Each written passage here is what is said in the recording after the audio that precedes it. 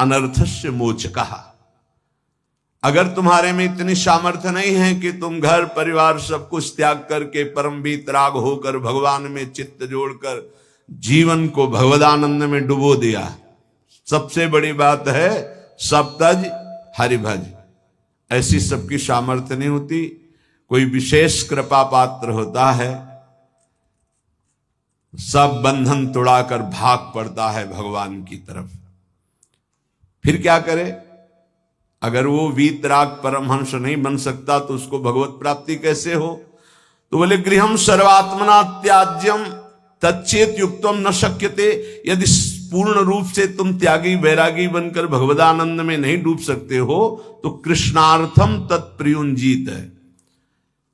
श्री कृष्ण का घर है, श्री कृष्ण का परिवार है, श्री कृष्ण के लिए हम व्यापार नौकरी किसानी करते हैं, जो मिलता है वो श्री कृष्ण की ही सेवा मानकर परिवार को पोषण करते हैं, समाज की सेवा करते हैं और श्री कृष्ण अर्पणम मस्तु। सारे कार्य श्री कृष्ण को, सारा वस्तु सब सामग्री श्री कृष्ण की, तो तुदीयम वस्तु गोविंदम तुभ्यमेव समर्पय, तो वही गति प्राप्त हो जाएगी जो एक वीतराग परमहंस सन्यासी को होती। पहला सिद्धांत है गृहम सर्वात्मना त्याज्यम, ये जीवन इसीलिए मिला भगवत प्राप्ति के लिए। पर तच्चेत युक्तम न शक्यते, यदि तुम्हारी ऐसी सामर्थ्य नहीं है तो तदर्पिताखिलाचारिता तद्विस्मरणेन परम व्याकुलतेज, सारे आचरण भगवान के लिए करो, परम पवित्र भगवान की आज्ञा का पालन करते हुए धर्मयुक्त आचरण करो, घर को भगवान का समझो, घर वालों को सबको भगवान का निज स्वरूप देखने की चेष्टा करो, समस्त संपत्ति आचरण व्यवहार सब कृष्णार्पणम कर दो, रात दिन भजन करते हुए अपने कर्तव्य का पालन करो, वही फल प्राप्त होगा। अगर श्री कृष्ण के प्रति ऐसा किया तो तुम्हारे समस्त अनर्थ और पापों का नाश हो जाएगा, तुम भगवत प्राप्त हो जाओगे। संगा सर्वात्मना त्याज्या साचेत युक्तम न शक्यते, वैसे सिद्धांत है किसी का संग मत करो, असंगोहम पुरुषा, किसी का संग। महाभागवतों के संग को मोक्ष का खुला हुआ द्वार बताया गया, ये किसी में नहीं है, ये महाभागवत जन है। यहां कह रहे संगा सर्वात्मना त्याज्य, ये शरणागति की बात हो रही। पहला है सर्वतज हरिभज, सामर्थ्य नहीं है तो समस्त आचरण घर परिवार भगवद अर्पित भाव से हर कर्म कृष्णार्पणम मस्तु, नाम जप, भगवत प्राप्त हो जाओगे। इसके लिए सावधानी है, संग का त्याग करो। कैसे संग का? बोले संगम त्यजित मिथुनावृत्ति नाम मुमुक्षु, जो मिथुन कहते हैं दो को, जो दो के संयोग से सुख प्राप्त होता है, एक आपकी रसेंद्रिय एक वस्तु, इसके संयोग से प्राप्त सुख में जो मगन, शब्द और श्रवणेन्द्रिय संयोग के प्राप्त से, शरीर और जनेन्द्रिय संयोग के सुख, रूप और नेत्रेंद्रिय, ऐसे जितना ब्रह्मा के द्वारा रचा हुआ सुख है वो मिथुन सुख है। जो स्वा से मिलता है वो भगवदानंद है, जो पर से मिलता है वो मिथुन सुख है। जब हम भोगते हैं तब सुख मिलता है, चाहे जिस इंद्री से हो। संगम त्यजेत मिथुन वृत्ति नाम मुमुक्षु, जो मुक्त होना चाहता है, भगवत प्राप्त करना चाहता है, उस शब्द स्पर्श रूप रस गंध का भोक्ता ना बन बैठे। कैसे फिर इससे निपटे? बोले भगवद अर्पित, भगवद अर्पित जीवन, भगवद अर्पित भोग, भगवद अर्पित विचार, मुक्त हो जाओगे। संगा सर्वात्मना त्याज्य, पूर्ण रूप से संग का त्याग कर दे, न विषय संग न विषयी पुरुष का संग, एकमात्र महाभागवतों का संग, भगवत प्रेमियों का संग बड़ा दुर्लभ है। साचेत युक्तम न शक्यते, यदि तुम ऐसा नहीं कर सकते तो शासद भी सह कर्तव्य संता संगम्य भेषजम, फिर ऐसा करो, जो सतमार्ग में चलने वाले व्यक्ति हैं केवल उन्हीं का संग करो, जिनके पास बैठने से भगवत चर्चा होती है, नाम जप की बात होती है, भगवत कीर्तन, भगवत गुणानुवाद सुनने को मिलता है। बोधयंता परस्परम, ऐसा संग करो, चाहे वो स्त्री पुरुष घर गृहस्थी कोई भी हो, जिसके पास बैठने से भगवत चर्चा होती, भगवान नाम, ऐसे लोगों का संग करो। सा सद्भी सा कर्तव्य, यही कर्तव्य है कि जो सद आचरण करने वाले लोग हैं उनका। पहली बात तो संगम सर्वात्मना त्याज्य, पर ऐसा करना बड़ा कठिन। साचेत युक्तम न शक्यते, ऐसा सब नहीं कर सकते। तो बोले संग करो। फिर किसका? बोले सा सद्भी, जो सदमार्ग में चलने वाले हैं, जो अपने कर्तव्य का पालन करने वाले हैं। संता संगस्य भेषजम, और कहीं संत समागम मिल जाए तब तो भौष रोग से निवृत्ति होने की औषधि है संतजन। संत समागम मिला मानो संस्कृति के चक्र का अंत हो गया। बड़े भाग पाई सतसंगा, विनय प्रयास होई भवभंगा। भार्यादिरनुकूलश्चेत् कारयेत् भगवत क्रिया, उदासीने स्वयं कुर्यात् प्रतिकूले गृहं त्यजेत्, तत्यागे दूषणं नास्ति यतो विष्णु परांगमुखः। यदि आप गृहस्थी में फंस चुके हैं, अब आपको भगवत प्राप्ति कैसे हो? तो कह रहे हैं स्त्री आदि परिवार जो भी है, सबको भगवत परायण होने की शिक्षा दी जाए। सब नाम जप करो। हमसे अगर तुम अपनापन रखते हो तो 10 मिनट ही सही, पर तुम नाम जप करो। भगवत प्राप्ति के लिए कैसे घर का माहौल होना चाहिए ये बता रहे हैं। भार्यादि अनुकूलस, पत्नी को अनुकूल बनाओ। अनुकूल बनाने का मतलब उसको शासन के द्वारा अनुकूल नहीं बनाया जाता, किसी को प्रेम के द्वारा अनुकूल। प्रेम की भाषा बिना पढ़े लिखे लोग भी जानते हैं, पशु भी जानता है। छोटा बच्चा है, दुलार करो प्रेम से, ऐसे पुचकारो, किलकारियां मानने लगेगा। अभी उसको कोई ज्ञान नहीं, लेकिन प्रेम की भाषा वो भी जानता है। फिर वो तो अर्धांगिनी पत्नी है। लोगों के हृदय में पता नहीं क्या धारणा बैठ गई है, पुरुष रूप में हो गए तो अपने को पता नहीं ब्रह्म मानते क्या मानते हैं, कि लड़की वाला ब्याह करने आ रहा है, तुमको अपनी बेटी तुम्हारे घर में भेज रहा है, तुम्हारे जीवन भर के लिए तुम्हारा साथी चुन रहा है, तो लड़की वाले की तरफ ऐसी भावना की जाती मानो कोई पाप करके आया हो, कि आज मेरी पुत्री सुंदर है, पढ़े लिखे है, पर हमारे पास धन नहीं, तो जहां जाता हूं अपमान होता है। नहीं, इतने में तो नहीं होगा ब्याह। तुम्हारा केवल लड़का है इसलिए तुम इतने गर्व में हो? क्या है तुम्हारे लड़के में कौन सी खास सी बात है? केवल लिंग परिवर्तन है तो स्त्रीलिंग में, वो पुरुष लिंग में, वो उसकी संतान है, वो तुम्हारे सामने झुक के दे रहा है। जो वो भेंट दे दे अपनी पुत्री को भाव से, वो बात अलग। तो वो अपने को गर्व मानते कि लड़का हो गया तो इतना दहेज लेंगे, और पर्चा ऐसे बनाते जैसे दुकान वाला व्यापारी पर्चा बनाता है, इतना इतना इतना, अब ले लो। तो ऐसे दूल्हे का हाथ पकड़ करके लड़की वाले को घर ले जाना चाहिए कि राधे श्याम, क्योंकि हमने पैसा दिया है। कैसा विचार समाज का है। तुम अपनी कमाई से सुखी नहीं होना चाहते हो, अपनी पुत्री दे रहा है, कुछ ना कुछ भाव से अपनी पुत्री को दे रहा है, तुम्हारा क्या भाव है? लड़के पक्ष वाले ऐसे गर्व में होते हैं मानो त्रिलोक विजयी हो गए हों, लड़का हो गया तो। इसीलिए हमारे समाज की धारणाएं पापों को बढ़ावा दे रहे हैं। पुत्री हुई तो उसको किस भाव से देखा जाता है, किस भाव से? अगर लड़की न हो तो पैदा कहां से हो?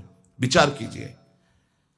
तो तुम्हारी जो पत्नी बनी हो तुम्हारे समान है, 1 इंच भी तुमसे कम नहीं किसी बात में। ईश्वर का तत्व जो तुम्हारे हृदय में, उसके हृदय में जो पांच भौतिक दे तुम्हारी, वो उसकी दे, वो अपने घर का त्याग करके तुम्हारे घर में आई है, तुम्हारी अर्धांगिनी बनी है। तो चाहिए कि तुम्हें प्यार के द्वारा अनुकूल, भार्यादि अनुकूलश्चेत् कारयेत् भगवत क्रिया। प्रेम में बड़ी सामर्थ्य है। किसका परिवर्तन प्रेम से नहीं हो सकता है?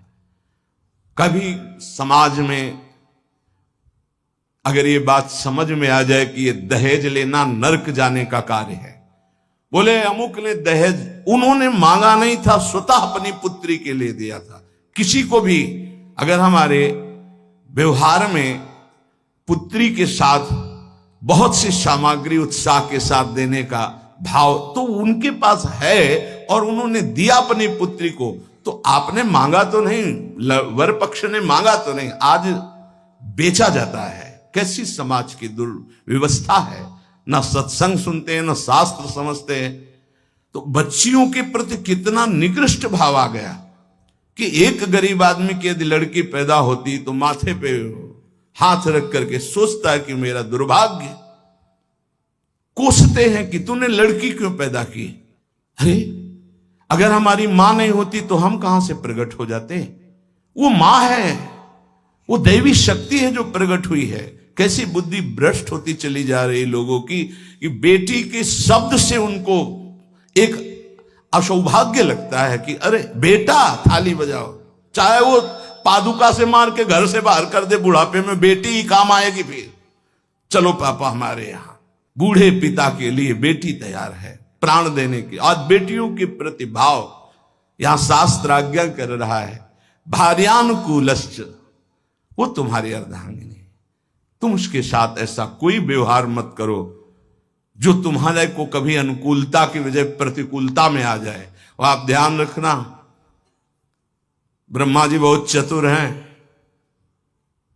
जब देखा कि बेटियों की ऐसी अल्ट्रासाउंड करा लिया, ये देख लिया, वो देख लिया, ऐसा भाव, तो काम ऐसी कि तुम हटा ही नहीं सकते हो। आगे की समझ गए होगे चर्चा। इस बात को समझो, तुम पाप करोगे तुम्हें भुगाने के लिए उसी जीवात्मा को भेजा जाएगा और ऐसे रूप में भेजा जाएगा कि तुम्हारा कुछ बस नहीं चलेगा। ये जो घर गृहस्थी में भ्रूण हत्या गर्भ हत्या में प्रार्थना करते हैं, आज वो समय नहीं कि बेटी हुई तो तुम्हें माथे पे हाथ रखना। आज राष्ट्रपति बनी बेटी भारत की। हम बार बार कहते हैं, अभी क्रिकेट मैच की पूरी बेटियां ही आई थी, बहादुर एक सेना नायक आई थी, होश उड़ जाए उसकी दृष्टि मिलाने में। ये शेरनी भारत की दैवी शक्तियां है। कैसा विचार बन रहा है, पति अपने को भगवान समझता है, पत्नी को भगवत भाव में नहीं देखता है। कलह अशांति मची रहती है। अब अगर आप कह रहे हैं कि हमारी पत्नी ही ऐसी है, तो आज तुम बहुत सीधे साधे दिखाई दे रहे हो। तुम्हारे कर्म ऐसे थे कि उस देवी के रूप में आए, हर प्रतिकूलता तेरे सामने। अब अगर आप अनुकूल चलना नहीं सीखोगे तो भगवान का विधान ऐसा है कि तुम्हें हर कदम पर दुख प्रदान करेगा। समान भाव, इसलिए भगवान शिव ने दिखाया कि आधा शिव तो आधा शक्ति, यही स्वरूप सब शिव स्वरूप हैं, सब भगवत स्वरूप है। यही होना चाहिए। अर्धांग पे विराजमान अंबा, और इधर भगवान शिव, इधर अंबा का स्वरूप वही है, दूसरा कोई नहीं है। भगवान ही पत्नी के रूप में है। शास्त्र आज्ञा कर रहा है भगवत प्राप्ति के लिए भार्यादिर अनुकूलश्च, पहले पत्नी को अनुकूल बनाओ। भगवान को अनुकूल बनाने के लिए परिवार में भगवत भाव पहले लाओ। कलह अशांति, ऐसे प्रेम में बहुत बड़ी ताकत है। इसीलिए हम कहते हैं आज हमारे जो भागवतिक प्रेम की तरफ चलने की बात जाने दो, सांसारिक प्रेम का नाश हो रहा है। ये जो चला है ना आजकल, बच्चा बच्ची का इधर उधर का भाव, ये सब ये प्रेम का प्यार का नाश कर रहा है। जो समर्पण होना चाहिए वो बिल्कुल बहुत सावधान, दोनों पक्ष को सावधान होने की जरूरत है। भगवत प्राप्ति गृहस्थी में कैसे करनी है तो बता रहे हैं कि भार्यादि अनुकूलश्चेत कारेत भगवत क्रिया, दोनों मिलकर के भगवत क्रिया करो। पति पत्नी मिलकर धर्म अनुष्ठान करते हुए, घर गृहस्थी के कार्य भगवत समर्पित करते हुए, दोनों नाम जप करते हुए। देखो अभी ये जो आप गर्भ हत्या, भ्रूण हत्या, गर्भपात करते हैं, आपका नाश कर देगा, आपको पता नहीं। ऐसी जगह आपको पीटेगा कि आप न बता पाओगे न रो पाओगे। हमारी प्रार्थना मान लेना, ये जो गर्भस्थ शिशुओं के साथ अत्याचार होता है, इसका परिणाम बहुत बुरा होता है। महान तेजस्वी अस्वस्थामा ब्रह्म ऋषि गर्भस्थ शिशु परीक्षित पर प्रहार किया तो ब्रह्म तेजहीन करके मुंडन करवा कर आज भी वो त्राहिमाम बोलता हुआ जहां भी होगा अस्वस्थामा, आज भी वो परेशान घूम रहा, केवल गर्भस्थ शिशु परीक्षित पर ब्रह्म अस्त्र का प्रयोग करने के कारण। और आप तो प्रयोग के, आप तो मार देते हो, आप नष्ट कर देते हो। सत्संग में आए इसलिए सबसे प्रार्थना है, अगर गर्भ हत्या किए तो उसका प्रायश्चित कर लो, और भूल से भी आगे कभी ऐसा मत करना, संयम से रहो। ऐसा कोई कार्य मत करो जिसमें पापाचरण हो जाए और भगवत प्राप्ति के लिए तुम्हारा उत्साह ही कभी न बने, ऐसे पाप बन जाए। भार्यादि अनुकूलश्च, ये हम इसलिए कि कई घटनाएं देखे। हम निमुआ घाट कानपुर में गंगा के किनारे, प्राय जहां एकांतिक घाट होते थे तो वहां व्यवस्थाएं, जैसे जो है आश्रम है तो एक भिक्षा मिल गई, दूर कुटिया कई बनी हुई संतों की खाली है, तो कुछ वर्ष वहां रह जाते थे, वहां रुके। तो आसपास के बड़े जो वैष्णव प्रवृत्ति के थे, भक्त प्रवृत्ति के थे, वो प्राय संतों का संग करने आया करते थे। उसमें एक बहुत ही धनी मानी ब्राह्मण आते थे। एक दिन वो अपनी बेटी को लेके आए तो ऐसे जली हुई पूरी आधी थी, आधा बहुत सुंदर स्वरूप था, आधा सब जला हुआ। तो उसकी आकृति देखकर कहा ऐसा कैसे हो गया? तो उन्होंने कहा कि ये जितनी इधर सुंदर है ऐसे पूरी सुंदर थी। खूब हमारे पास धन था उस समय, बताया शायद है कि 30-35 वर्ष पहले ब्याह किया था रुपया देके खूब। पर वो लोग ऐसे लालची निकले कि एक बार ब्याह के बाद जब दोबारा हमारी बेटी गई तो उन्होंने दहेज के लिए सूचना भेजी। उस समय मोबाइल तो था नहीं। फिर हम गए, जो कुछ बना फिर दिया, पर उन्होंने, उन राक्षसों ने बख्शा नहीं।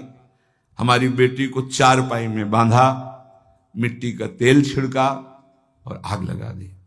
अर्थ के लोभ से आग लगाई तो भगवान की ऐसी कृपा, जहां गांठ थी वहीं से आग प्रारंभ हुई, जो रस्सी की गांठ थी। अब जलने वाला चेष्टा फौरन खुल गई, तो जीना के पास ही चारपाई में जीना में चढ़ गई, चढ़ के बगल वाले घर में ऐसे छप्पर में कूद गई और नीचे गई तो वो उनके बड़े भाई का था, जिस भाई का लड़का ब्याह हुआ था उसके बड़े भाई, उनके पास राइफल था। उन्होंने जे ही देखा तो तत्काल कंबल से सुरक्षा की और राइफल निकाली, बाहर निकले, कहा राक्षसों हम तुम्हें बताएंगे, और उसकी सुरक्षा करके पुलिस तक पहुंचाई। बोले तब ये जिंदा हमें वापस हुई, मुकदमा चल रहा है। अब वो ऐसे पूरी जली हुई, क्या उसका अभिशाप उनको सुखी कभी होने दे? आगे चलकर किस योनियों में जाएंगे क्या पता। ये भावनाएं हटा देनी चाहिए। तुम्हारी दासी है, ऐसी भावना नहीं रखें। हाँ, पत्नी को भाव रखना चाहिए कि मेरे प्राणनाथ भगवत स्वरूप हैं, मेरे पति हैं, तो ऐसे ही पत्नी के प्रति भी भाव रखा जाता है। ये मेरी अर्धांगिनी है, मेरी प्राण प्रिया है, इसका सर्वस्व अधिकार है हमारी संपत्ति पर, हमारे ऊपर। हम अगर कोई भी कार्य करेंगे तो इससे सलाह लेकर करेंगे, दोनों मिल करके। भार्यादि अनुकूलश्चेत् कारयेत् भगवत क्रिया, दोनों मिलकर कोई धर्मानुष्ठान करें। अकेले का, गृहस्थी का विषय है, अकेले तुम बोले हम जा रहे हैं मुक्ति, नहीं, पहले अनुमति लीजिए।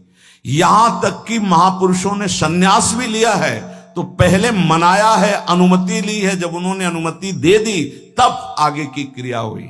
माता से अनुमति और पत्नी से अनुमति अत्यंत आवश्यक है। अगर मां विराजमान है तो उसका आदेश, और पत्नी विराजमान तो भले वृद्धा हो गई है पर उसका अधिकार। हमारे शास्त्र में लिखा है यदि वो वानप्रस्थ में जाना जाता है तो ऐसे बात की करे पत्नी से कि यदि आप अपने पुत्रों के साथ रहकर जीवन व्यतीत करना चाहते तो मुझे आदेश करें, मैं तप के द्वारा अपने जीवन को भगवान में मिलाना चाहता हूं। और यदि आप हमारे साथ चलना चाहते तो आपका स्वागत है, हम दोनों बैरागी होकर चले। वो जैसा अनुमति दे ऐसा शास्त्र आज्ञा करता है। ऐसे नहीं है मनमानी कि हम स्वतंत्र हैं किसी भी तरह। अगर कोई धर्मानुष्ठान करते हो, पत्नी आपकी है, वो आपका साथ ना दे वो बात अलग है। अगर वो आपके अनुकूल चलती है और आपने कोई धर्मानुष्ठान किया, पत्नी को साथ नहीं ले गए, तो अपने आप उसका ट्रांसफर हो जाएगा उसके पास। पाणिक ग्रहण की कोई खिलवाड़ नहीं, धर्मानुष्ठान ट्रांसफर हो जाएगा। और पूर्ण धर्म का संकल्प तभी माना जाएगा जब वो भार्या तुम्हारे वामांग में विराजमान होगी। जब सिया जी भूमि में विलीन हो गई तो रघुनाथ जी जब यज्ञ किए तो स्वर्ण की सिया जी बनाकर वामांग में विराजमान की गई। और तुम्हारी अर्धांगिनी विराजमान हो, तुम धर्मानुष्ठान करने जा रहे हो, सफल हो जाओगे।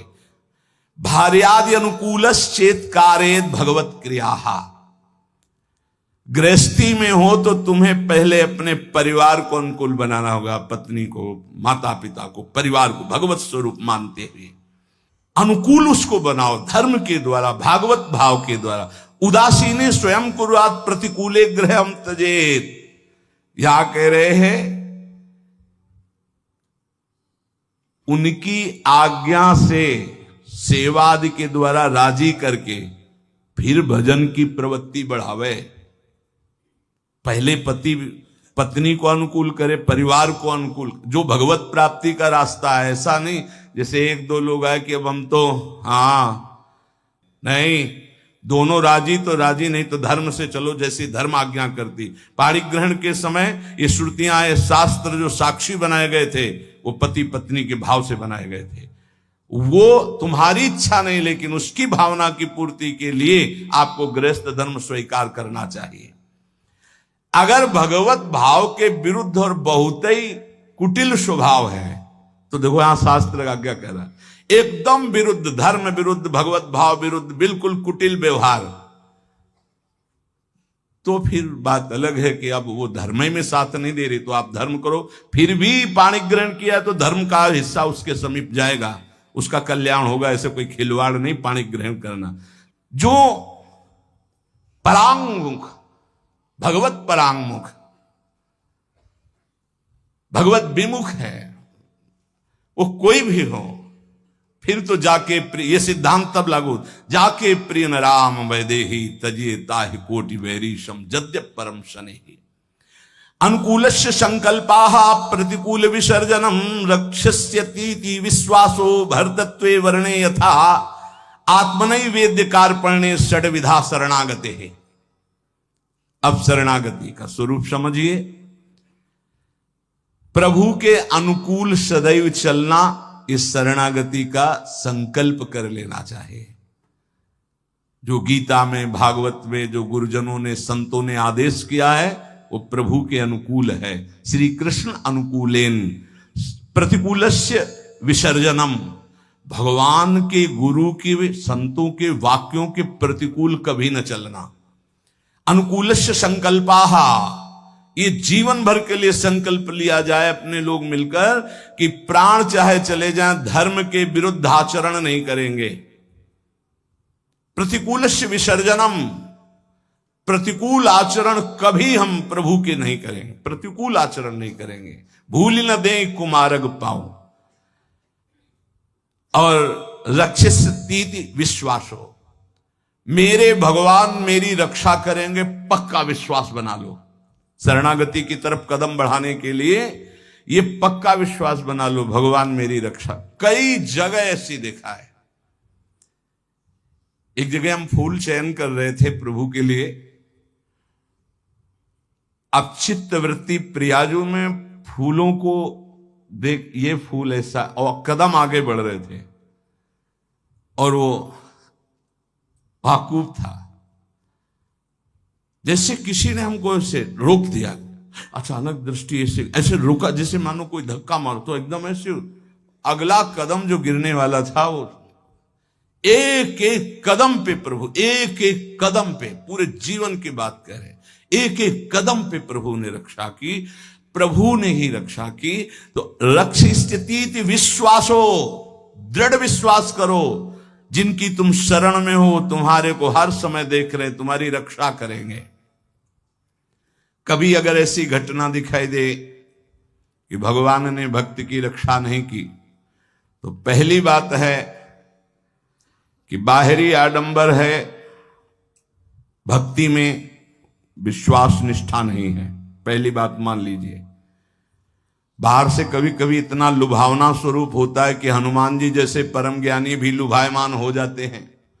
जिस समय वो राम राम का कीर्तन कर रहा था, संत भेष था, पर्णकुटी थी, सरोवर था, बिल्कुल फिट, ऐसा लग रहा था जन्म जन्मांतरों से ऋषि ही है, वो है कालनेमी राक्षस था ना। हनुमान जी जैसे परम ज्ञानी प्रभावित हुए कि नहीं हुए? जाके प्रणाम किया, बोले मैं बैठे बैठे देख रहा हूं अब रावण का पार्षद, उसको पता है युद्ध हो रहा है, बोले राम रावण युद्ध हो रहा है। महाराज आप, मुझे पता है आप संजीवनी बूटी लेने जा रहे हैं। अरे महाराज आप तो त्रिका लग गए। बोले हाँ तुमको भी त्रिका लग बना सकता हूं। महाराज आदेश करो। वो नहा के आओ, गुरु मंत्र दे रहे हैं। बिल्कुल भोले भगत की तरह हनुमान जी महाराज है। स्नान करने गए तो रघुनाथ जी ने प्रेरणा करी मकरी को, जब पकड़ा हनुमान जी को, हनुमान जी ने मुष्टिका का प्रहार किया तो वो देवी की रूप, अप्सरा के रूप में प्रकट हुई और कहा ये राक्षस है, भगत नहीं है। अच्छा, बोले कालनेमी राक्षस है, केवल आपको भगवान के सेवा से विमुख करना चाहता है, क्योंकि ये किसी भी तरह रात व्यतीत हो जाए ऐसा। बोले ऐसी सोच को तो हम तत्काल नष्ट करते हैं। हनुमान जी के बोले आओ गुरु मंत्र ले। बोले नहीं, पहले गुरु दक्षिणा ले आप। पूछ में लपेटा, गुरु दक्षिणा दी, जय श्री राम। देर नहीं लगी, पहुंच गए द्रोणागिरी पर्वत। तो कभी कभी ऐसा होता है कि हम जैसे देख रहे हैं तो वैसा नहीं होता। दूसरी बात, कभी कभी ऐसा होता है कि किसी भगवत प्राप्त महात्मा के ऊपर भी ऐसी घटनाएं देखी गई, उनका अंतिम निर्णय ऐसा ही भगवान ने पहले से निश्चय कर रखा है। तीसरी बात होती है कि कभी कभी हम भक्त को गिरते हुए देखते हैं, भ्रष्ट होते होते, तो कीन हो इस कबहू अभिमाना सो खोवंचा कृपा निधाना। नहीं तो दृढ़ विश्वास रखो, रक्षिष्य तीति विश्वास हो, दृढ़ विश्वास, भगवान तुम्हारी रक्षा करेंगे, पक्का रक्षा करेंगे। कई जगह ऐसे जीवन में भक्तों के आते जहां भगवान स्वयं रक्षा करते थे, स्वयं देखा बिल्कुल कि साक्षात भगवान ही है। नहीं इस समय कैसे हो सकता था। कई ऐसे हजारों घटनाएं। और भर्तृत्वे वर्णे यथा, जैसे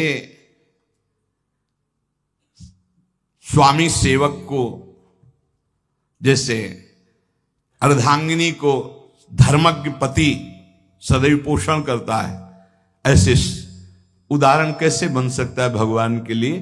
कोई प्राकृतिक उदाहरण है। भगवान सदैव अपने भक्त का स्वयं भरण पोषण करते हैं। योगक्षेमम भाम्यम स्वयं। एक बार इसी श्लोक पर किसी को संशय हुआ, बड़े विद्वान थे, कि अनन्यश्चिंतयन्तो माम ये जनाः परिपासते तेषां नित्याभियुक्ता नाम योगक्षेमम भाम्यहम्। जो मेरा अनन्य चिंतन करता है उसके योगक्षेम का वाहन मैं करता हूं। तो बोले कभी ऐसा नहीं। भगवान को चाहिए था कि कराम्यहम्, मैं करवा देता हूं व्यवस्था। वाम्यम क्या स्वयं आते हैं? तो उन्होंने ऐसे काट करके गीता के शब्द को लिखा कराम्यहम्, लिखा योगक्षेमम वाम्यहम्, उन्होंने लिखा कराम्यहम्। अब जो विघ्न शुरू हुआ, कई दिन भारी वर्षा, ना भोजन, ना कोई जजमान, ना कोई, हर अव्यवस्था ही अव्यवस्था, त्राहिमाम मच गया। स्वयं भगवान श्याम सुंदर भोजन की सामग्री सब लेकर के आए। जब वो घर पे नहीं थे, गए हुए थे, देखा बड़ा सुंदर बालक और यहां से खून निकल रहा है, रक्त निकल रहा है। तो उन्होंने कहा कि बेटा ये कैसे? उनकी पत्नी ने कहा। तो उन्होंने कहा मां, ये जो विद्वान ब्राह्मण तुम्हारे पति हैं उन्होंने चाकू से हमें काट दिया है। ऐसे निर्दयी कैसे हो सकते हैं? तुम किनके बेटे हो, कौन हो? बोले मत जानो, मैं आपको भी और आपके पंडित जी को भी बहुत प्यार करता हूं। ये लो सामग्री, कई दिनों के लिए ऐसी सामग्री, और ये लो रत्न रख दिया, इन्हीं से खूब खाते पीते रहना। उनको बता देना कि ऐसे अपराध न किया करें। जब पंडित जी लौट के आए तो उनकी अर्धांगिनी, तुम इतने निर्दयी हो गए हो, तुमने इतने सुंदर सुकोमल बालक के भाल पर चाकू मार दी, पागल हो, पागलों जैसी बात कर। बोले विश्वास करो, देखो ये सामग्री रत्न आदि वो रख गए हैं। और नौकिशोर बालक था 14 वर्ष का, और वो कह रहा था पंडित जी ने, तो उनको ओहो, मैंने गीता जी के एक शब्द को काटा था, वाहम्यहम्। ओ प्रभु मुझे क्षमा करो, मुझे पता नहीं था, हम तो शब्द समझ रहे थे, गीता जी तो साक्षात आपका अंग है, वांग्मय स्वरूप है। और आज मुझे पता चल गया कि आप वांग्मय हम स्वयं करते हैं, कराम में हम किसी को भेजते नहीं, स्वयं आते हैं। हम पहचान नहीं पाते, श्री कृष्ण स्वरूप में आते हैं। तो विश्वासो भरतत्वे वर्णय यथा, भगवान तुम्हारे जीवन भर और जीवन के बाद का भी ठेका लेते हैं यदि तुम शरणागत हो। आत्मनि वेद्य कार्पण्य, आप अपने आप को समर्पित कर दो भगवान की शरण में और दीन हो जाओ, दैन्य भाव, दीन हो जाओ। दीन का मतलब वास्तविकता से देखो, हम कुछ नहीं कर सकते। हमारे भगवान हमको मनुष्य दे दिया, हमको सत्संग दिया, हमको नाम जपने की प्रेरणा दी, हमको नाम मिला, नाम की सामर्थ्य जागृत हुई, भगवत प्राप्ति हुई। सब में केवल भगवान की विशेष कृपा ही कृपा। सर्वसंग परित्याग, असमर्थ हैं तो साधु संग तुम्हें समर्थ बना देगा। भगवत सेवा के अनुकूल भाव पदार्थ ग्रहण करो, प्रतिकूल पदार्थों का, भावों का, व्यक्तियों का त्याग करो।